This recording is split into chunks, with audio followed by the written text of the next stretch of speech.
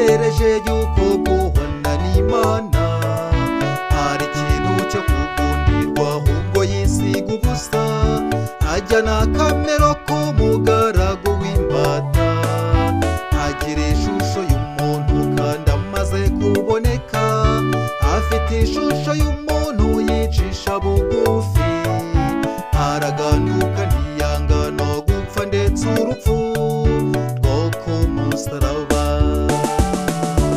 Uwo nubwo yabanje kugira akamero k'Imana ntiyatekereje yuko guhwana n'Imana ari ikintu cyo kugundirwa, ahubwo yisiga ubusa ajyana akamero k'umugaragu w'imbata, agira ishusho y'umuntu kandi amaze kuboneka afite ishusho y'umuntu yicisha bugufi, araganduka ntiyanga no gupfa ndetse urupfu rwo ku musaraba.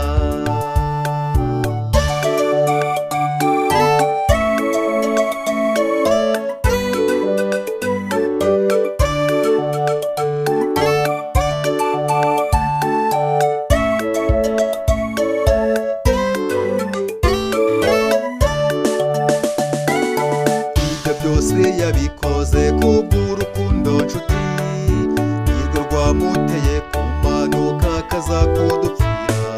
Twagombaga gupfa ntituzongere no kubaho, none urupfu twari gupfa yararudupfiriye.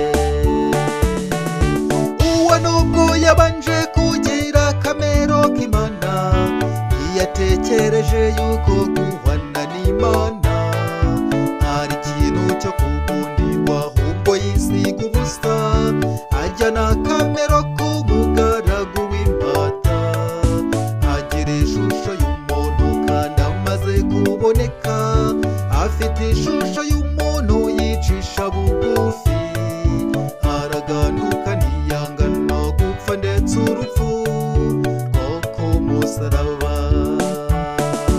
Uwo nubwo yabanje kugira akamero k'Imana ntiyatekereje yuko guhwana n'Imana ari ikintu cyo kugundirwa, ahubwo yisiga ubusa ajyana akamero k'umugaragu w'imbata, agira ishusho y'umuntu kandi amaze kuboneka afite ishusho y'umuntu yicisha bugufi, araganduka ntiyanga no gupfa ndetse urupfu rwo ku musaraba.